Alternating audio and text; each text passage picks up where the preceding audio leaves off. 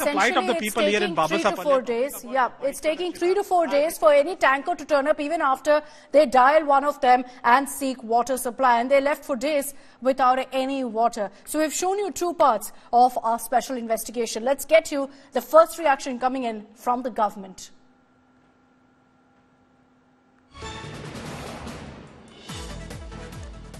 You've got DK Shivkumar now speaking out on India Today's special investigation, vowing that action will be taken and saying that we're doing everything we can right now to bring the water mafia in check. He's saying that we're booking them, we're identifying them, and also highlighting how the government is ensuring that tankers are brought under government control. I'll quickly play out for you what DK Shivkumar, the Karnataka Deputy Chief Minister, has to say. There was a big cap, there was a big mafia on the prices of water, including the supplying of water. We have capped them, we have brought them to the books. Everything is under control. BJP wanted to do politics, they are just let them do whatever they want. Tankers today also are giving it to factories, car washing centers, they're wasting water. See, I am telling you, we have given sufficient time to them. I have extended for a week. Already 3 days is over, still 3 days is there. After 3 days, even those tankers will be under the control of the government. All right, let's bring in Nagarjun Dwarkanath on this broadcast. Naga, what exactly is the government doing to address the problem of the water crisis? You know, almost daily we hear from the government on steps they're taking, but at the same time, the issues that we have highlighted in our investigation isn't new to Bengaluru. Illegal borewells coming up, rampant corruption, water tankers charging heftily. It's not new, but the reality is that even to date, it remains unchecked. Well, that is true, Akshita. In fact, when I questioned Mr. DK Shivkumar, who's also in charge of the Bangalore city as a minister, he said that we'll give time to the tankers to register under us. The moment they register under us, we know where they are traveling to, where they are taking water from and who they are giving it to. As of now, the regulations are not being followed. That's the reason why we see tanker mafia, people taking water from illegal borewells, from agricultural land, and then giving it to people who pay the most. That's the reason why we have seen this water mafia. The government says that we are in cognizance of what is happening. We will register all the water tankers in Bengaluru and we will direct which water tanker goes to where and which water tanker fills water from where, and hence proving a point of our investigation that the rules are not being followed, the law of the land is not being followed, and the government has to wake up immediately.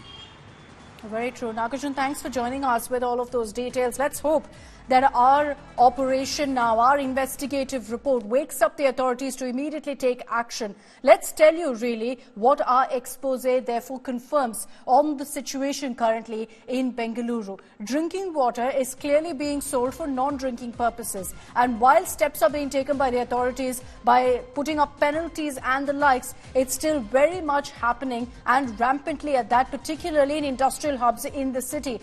Borewells are being dug and misused without any proper permits. There are loopholes clearly in the system that some people are misusing to go ahead and dig borewells and then supply water at huge costs. Government officials are taking bribes, allowing these people to go ahead and dig borewells. It's not being nipped in the bud, which is why you're seeing so many such illegal borewells coming up, leading to several others running bone dry as well, because there's also a limit on how much water you can extract from these borewells. That's not being followed either in these illegal borewells.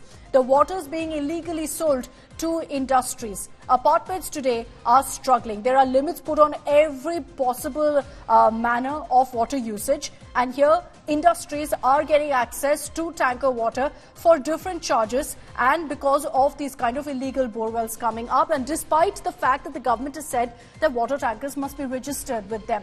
Drinking water is being sold to industries at 10 paise per litre. This is something that you had on record in the India Today investigative report. 5 revelations that we put forth for you, 5 action points that the government clearly needs to take going forward, especially because the water scarcity is only going to get worse in the months to come in Bengaluru. Let's get you more reactions on our investigative special. The government should have anticipated, understood that there is going to be a water crisis. This is a basic common sense.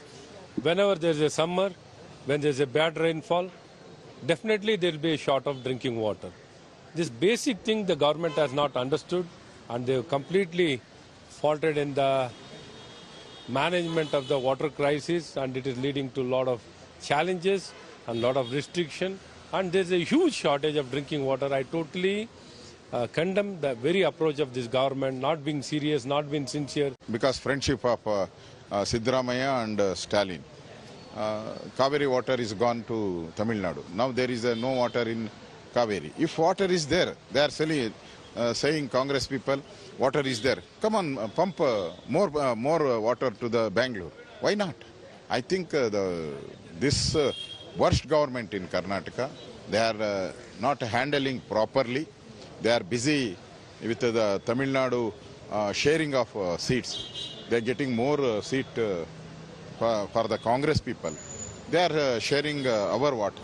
Despite there are many orders which has been passed saying that water should be used for drinking purpose, not for construction, not for swimming pool. These are being violated. These orders have been violated by many people. No. I mean, see, we are facing drought, a severe drought, never in the history which we have faced. So that's a fact. Despite that, the government has said we are competent enough to take care of the water crisis in the city. We have not asked for any activity to be stopped. The construction activity, whether it is for the swimming pool, for the drinking water purpose, potable purpose, whatever it is. We have said all the activities will go on. It is the responsibility of the government to supply the water. So unnecessary controversy is being created by our BJP friends. But government is competent enough to manage the water crisis. This much I can say. Well, there is always in the summer we will have some problem. For 2 months we will have problem in Bangalore because the kind of expansion that has taken place, it's huge, and there's no serious crisis there for water. We have borewells, we have tankers, and there's not any problem. And they're only trying to play politics out of water. They are talking of releasing water to Tamil Nadu. It is not our job. It is the CWC is there. Central Water Commission is there. That they take the decision on Kaveri, not the state government.